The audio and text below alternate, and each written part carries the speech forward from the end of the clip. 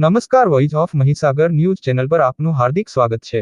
છોડમાં રણછોડ છે એનો પ્રતિસાદ સાથે આજના 12મી જુલાઈના દિવસે ઉમરગામ તાલુકાના મરોલી ગામની જીતેન્દ્ર નરોત્તમ ચૌહાણ હાઈસ્કૂલ મરોલીમાં આજરોજ માધવ વૃંદ દિન, વૃક્ષ દિન, યુવા દિન તરીકે ઉજવાતે છે। આ દિવસને ખૂબ જ પવિત્ર દિવસ માનવામાં આવે છે।